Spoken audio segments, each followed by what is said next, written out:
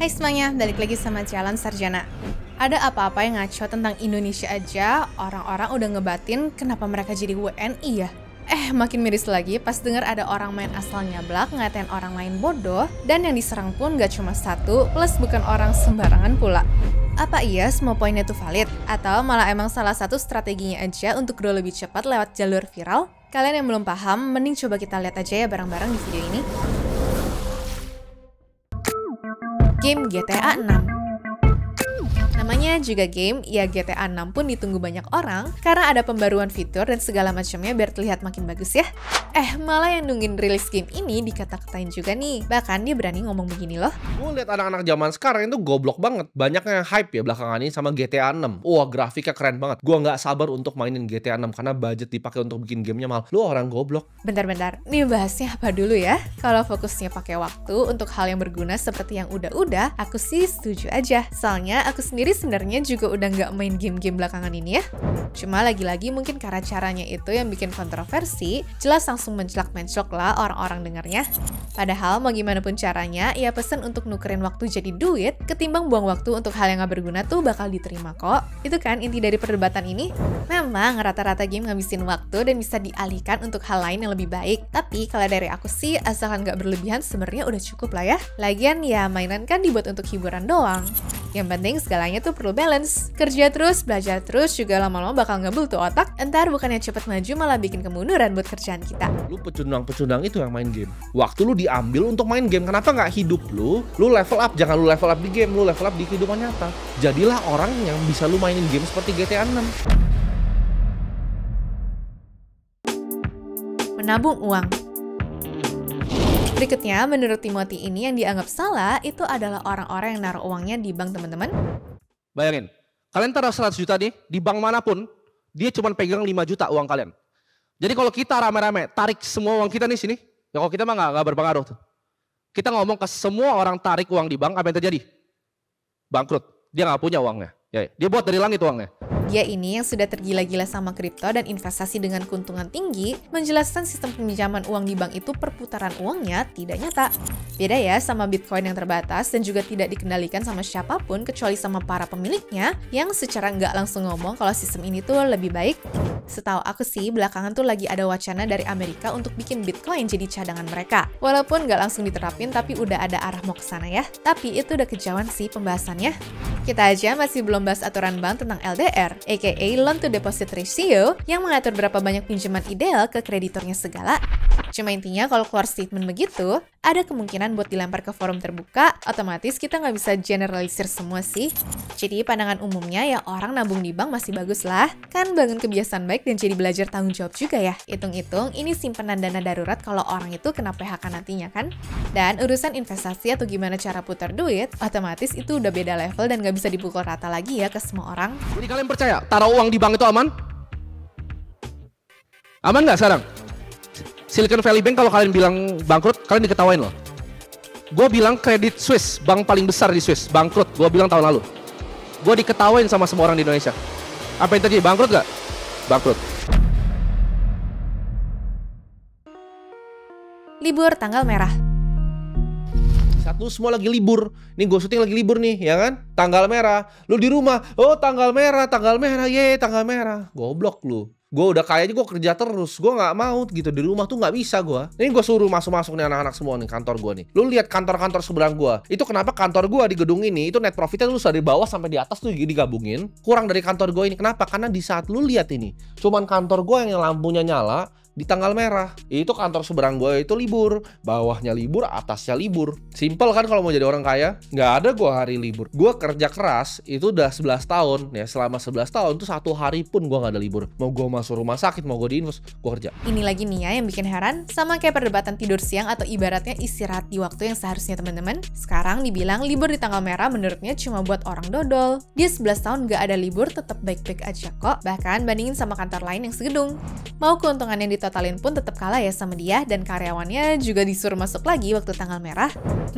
Apa iya ada yang mau masuk pas haknya buat libur tuh nggak dikasih tapi dipaksa ngerjain yang nggak disuka?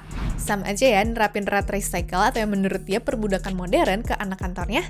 Tapi aku sih nangkep ya kalau maksud dia tuh seenggaknya ngelakuin hal berguna deh ya di tanggal merah. Ya biar kalian sendiri tuh punya nilai tambah di mata orang lain. Cuma harusnya kan ya membangun kerjaan masing-masing gak sih? Satu semua lagi libur. Nih gue syuting lagi libur nih, ya kan? Tanggal merah. Lu di rumah. Oh tanggal merah, ye tanggal merah. Goblok lu. Tidur siang. Karena di saat waktu gue santai ya. Anggaplah kayak lu suka tidur siang gitu kan. Lu main TikTok, scrolling cewek terus lu tidur siang. Lu tidur siang lu tuh apa? Lu bayi gitu kan. Bayi 1 tahun 2 tahun tidur siang. Siapa yang tidur siang? Gitu. Lu capek ya kerja. Hah? Gak salah nih, lu capek ya kerja? Ya, walaupun statement satu ini nggak begitu digoreng sama orang-orang, ternyata banyak juga loh yang merespon seperti teman-teman kita ini. Ya, pokoknya sih di video yang membahas soal itu, dia bahkan ngomong kalau bisa nggak tidur pun, dia lebih milih nggak istirahat. Gue kalau tidur siang mana, gue bahkan nggak bisa tidur siang karena gue mikirin apa yang harus gue kerjakan. Gue kalau Tuhan kasih gue untuk bisa nggak tidur, gue pun pilih untuk nggak tidur. Karena sebelum tidur pun yang gue pikirin adalah apa yang bisa gue kerjain ya, apa yang bisa gue kerjain lebih baik. Karena ini yang gue pikirin 2030 ini akan terjadi hal yang luar biasa. Aduh, nggak habis pikir ya. Ya padahal kita tahu kalau tidur itu sesuatu yang penting kan. Tapi mungkin target omongan bro kita ini tuh untuk para karyawan-karyawan yang suka tidur siang di jam kerja kali ya. Karena di saat waktu gue santai ya. Anggaplah kayak lu suka tidur siang gitu kan. Lu main TikTok, scrolling cewek terus lu tidur siang. Lu tidur siang lu tuh apa? Lu bayi gitu kan. Bayi 1 tahun 2 tahun tidur siang. Siapa yang tidur siang?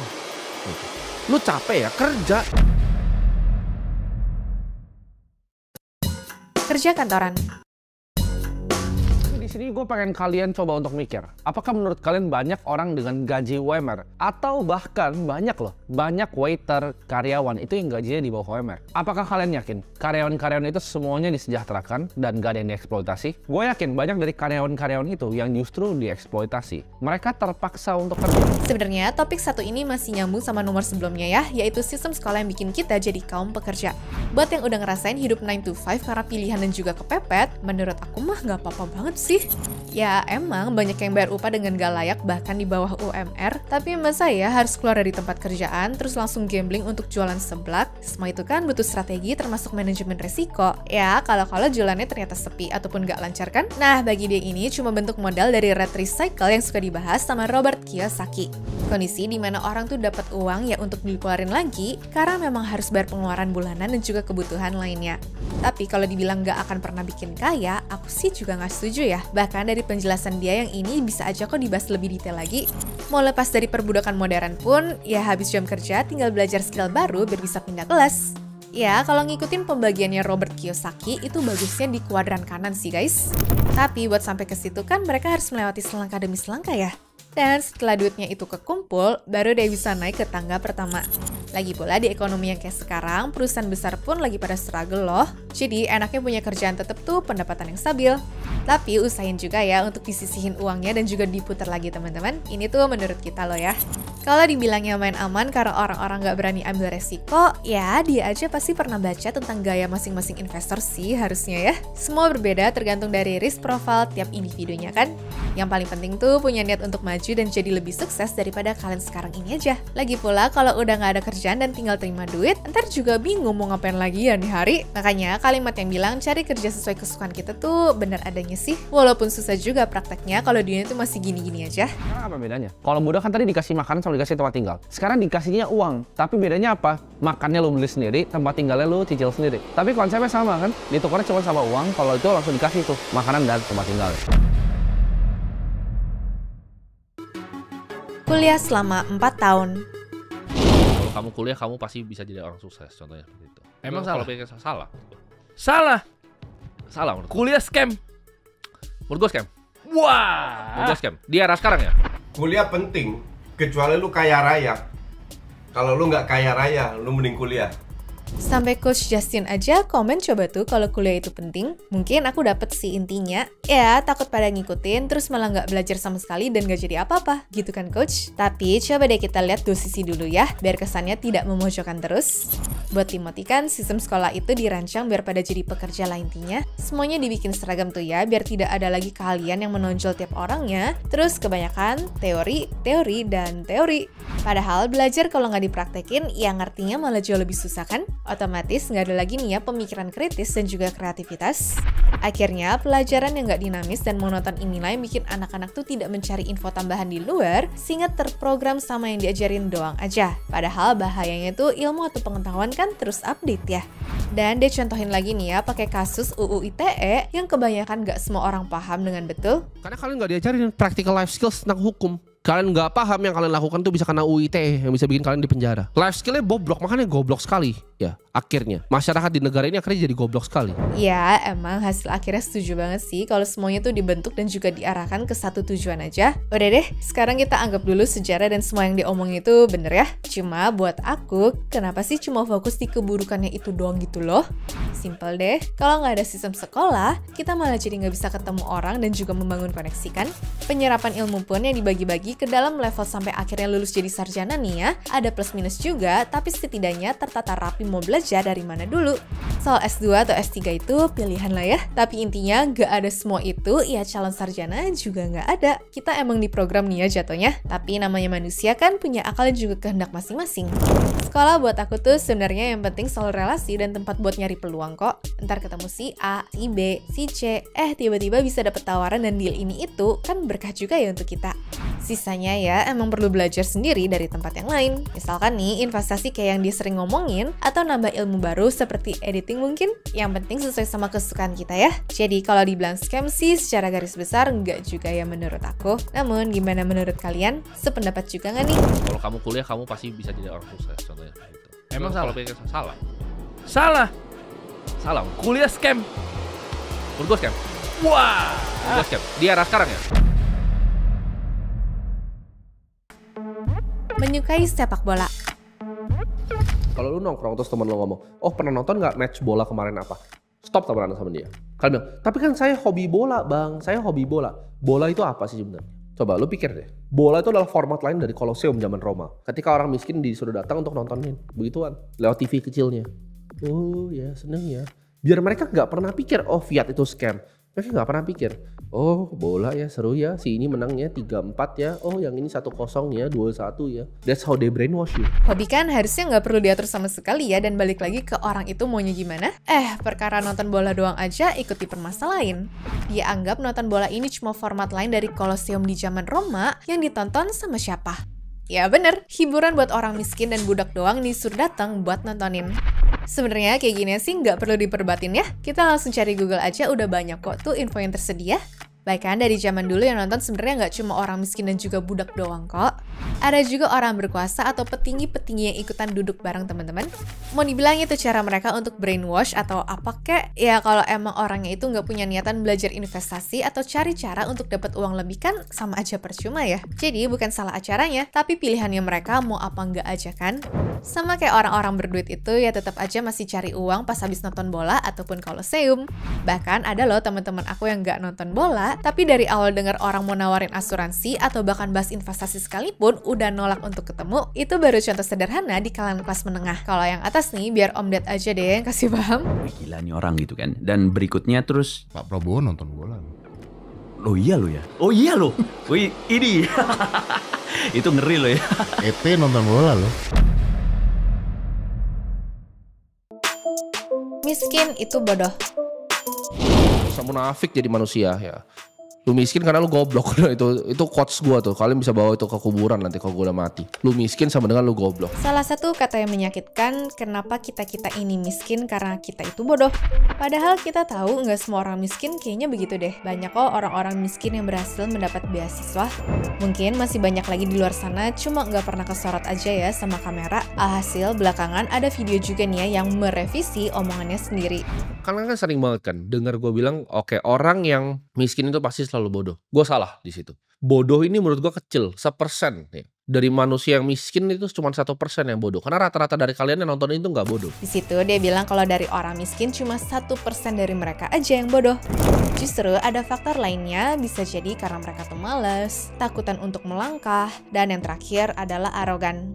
Ya, pada intinya buat kita tuh ini cuma jadi pengingat aja ya. Jangan sampai gegabah, tapi tetap berjuang sampai dapetin goal yang sesuai sama kemauan kalian. Cuma menurut aku sih cara penyampaiannya aja yang terlalu kontroversial ya. Masa munafik jadi manusia ya. Lu miskin karena lu goblok. Itu quotes gua tuh. Kalian bisa bawa itu ke kuburan nanti kalau gua udah mati. Lu miskin sama dengan lu goblok.